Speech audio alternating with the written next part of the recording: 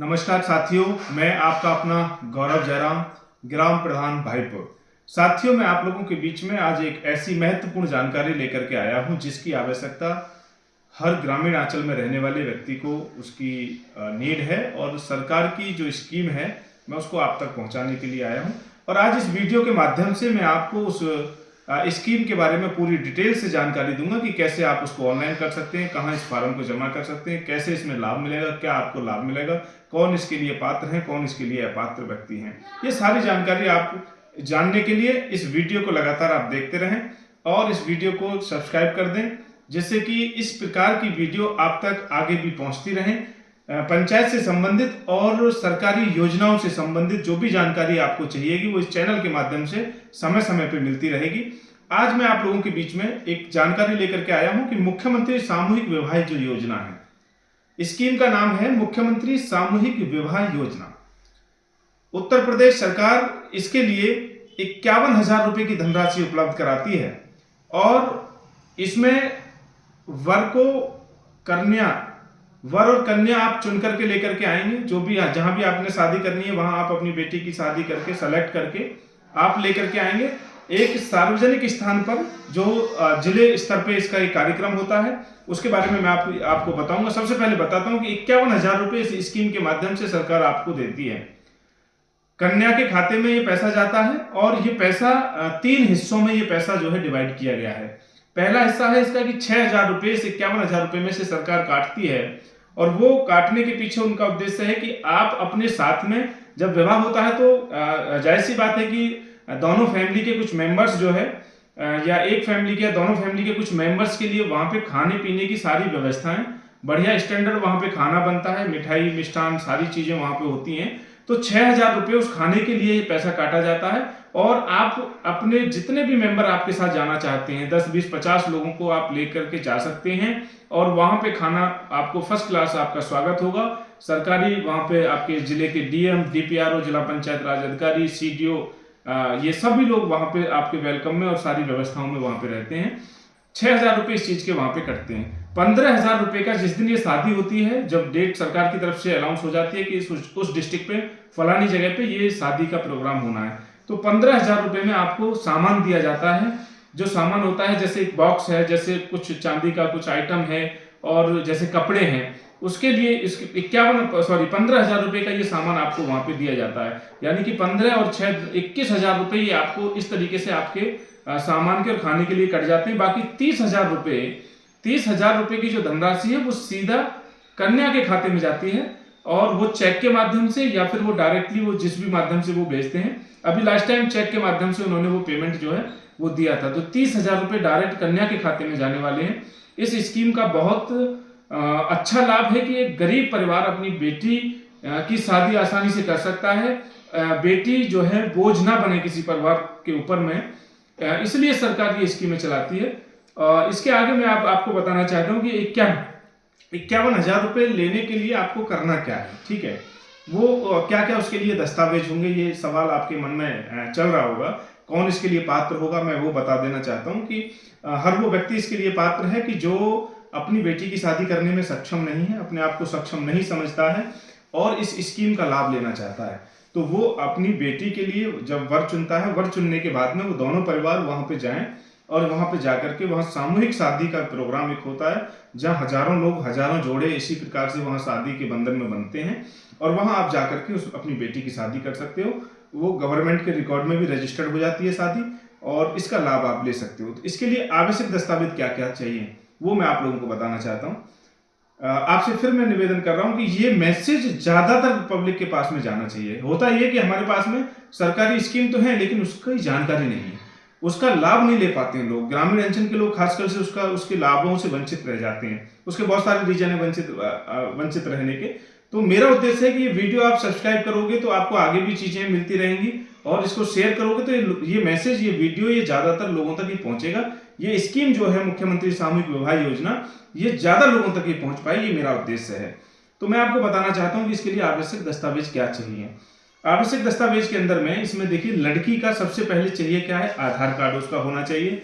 लड़की के पिताजी का आधार कार्ड और उसकी माताजी का, यानी कि लड़की के पिताजी और उसकी मदर का आधार कार्ड की फोटोकॉपी इसमें सबसे पहले ये हमको चाहिएगी।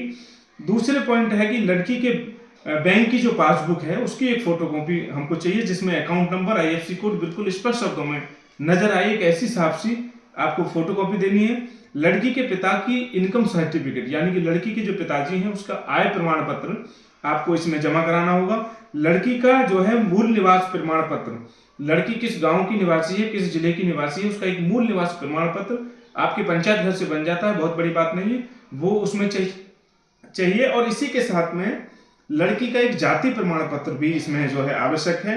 लड़की का एक पासपोर्ट साइज का फोटो चाहिएगा और एक मोबाइल नंबर चाहिएगा, जो कि जिस पे जो है मोबाइल नंबर आधार से जो लिंक है वो मोबाइल नंबर इसमें जो है होना चाहिए। ये तो हो गया लड़की पक्ष से जो आपको डॉक्यूमेंट जो चाहिए। अभी मैं आपको बताता हूँ कि लड़का पक्ष से भी इसमें 2-3 डॉक्यूमेंट्स की आवश्यकता पड़ती है। जैसे लड़के का एक फोटो, पासपोर्ट साइज का एक फोटो लड़के का होना इसमें अनिवार्य है। लड़के का आधार कार्ड इसके ऊपर में होना अनिवार्य है और लड़के के माता पिताजी का आधार कार्ड इसमें चाहिए। लेकिन लड़के के अगर पिताजी नहीं है, माताजी हैं, तो केवल माताजी का आधार कार्ड चलेगा। अगर पिताजी अगर हैं, माताजी नहीं है, तो केवल पिताजी का, यानी कि कोई दोनों में से एक व्यक्ति का भी आधार कार्ड अगर होता है तब भी आपका फॉर्म और ये सारे डॉक्यूमेंट्स जो है वैलिड माने जाएंगे। ये थे दस्तावेज। आप इस वीडियो को दोबारा देखें, तिबारा देखें, ये बहुत बारीकी से समझ लें। ये वो दस्तावेज हैं जो हर व्यक्ति के पास में उपलब्ध हैं। अलग से कुछ भी बनाने की आवश्यकता इसमें नहीं है, बिल्कुल भी सरदर्द करने की आवश्यकता नहीं है। आपके पास ये सारे कागज आपके घर में हैं, आप शादी करने जाने वाले हैं, आप इस स्कीम का लाभ डायरेक्टली ले सकते हैं। 51,000 रुपए का लाभ मैं समझता हूं कि गरीब परिवार के लिए एक बहुत बड़ी मदद सरकार की तरफ से है। अभी मैं इसके बारे में आपको बताता हूं कि इसकी प्रक्रिया क्या है। अब मन में आपके सवाल होगा कि ठीक है, मान लिया कि 51,000 रुपए मिलेंगे और ये भी मान लिया कि ये पेपर हमको चाहिए, लेकिन पेपर लेके जाएं कहाँ, इन पेपरों को करना क्या है, किसको देना है, वो सारी चीज मैं भी आपको बताने जा रहा हूँ। इसकी प्रक्रिया है, ये सभी फॉर्म ऑनलाइन रजिस्टर्ड होते हैं, ठीक है। और ये रजिस्ट्रेशन की जो प्रक्रिया है आप अपने आप से स्वयं कर सकते हैं। आप किसी भी जन सेवा केंद्र पर जाकर के इसकी जो रजिस्ट्रेशन है वो किसी भी जन सेवा केंद्र पर जाकर के आप करा सकते हैं। और तीसरा विकल्प इसका ये है कि हर गांव के अंदर में पंचायत सचिवालय इस समय सचेटेड हो चुके हैं पूरी तरीके से। तकनीकी संसाधन वहां पे उपलब्ध हैं, कंप्यूटर, लैपटॉप, हर चीज की वहां पे व्यवस्था है। वहां पंचायत सहायक किसी काम के लिए बैठा है, आप उसकी मदद लेकर के भी ये सारे पेपर उसके पास ले जाइएगा, वो आपका ये फॉर्म ऑनलाइन कर देगा।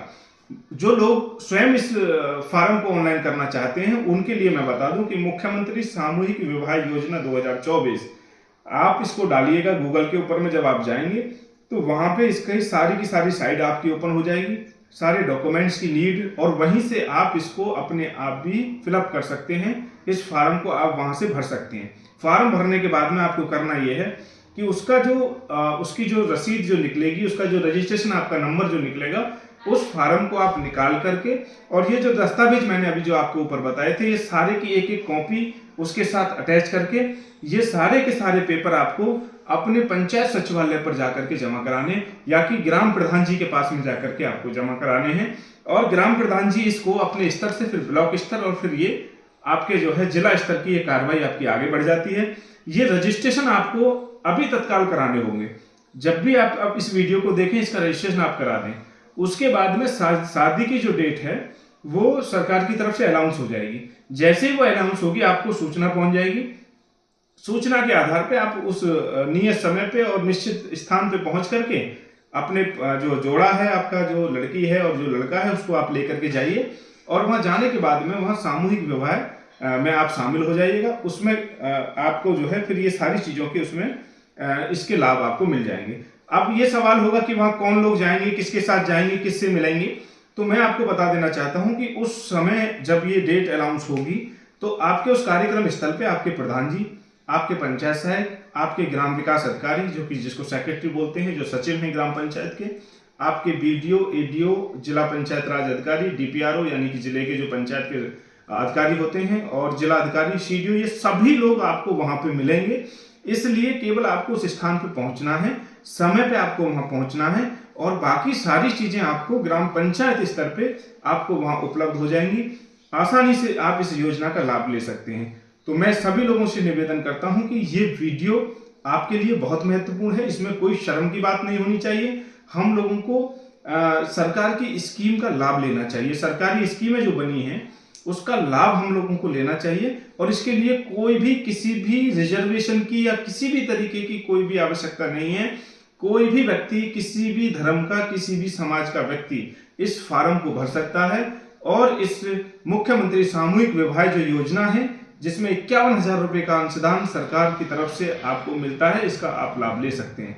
मैं पुनः लास्ट में एक बार आपसे अनुरोध करता हूं कि इस वीडियो को ज्यादा से ज्यादा लोगों तक पहुंचाएं, और पंचायत से जुड़ी हुई और सरकारी स्कीमों को जानने के लिए आप इस चैनल को सब्सक्राइब करें और इसको शेयर करें। बहुत बहुत धन्यवाद। मैं आपका अपना गौरव जयराम, ग्राम प्रधान भाईपुर।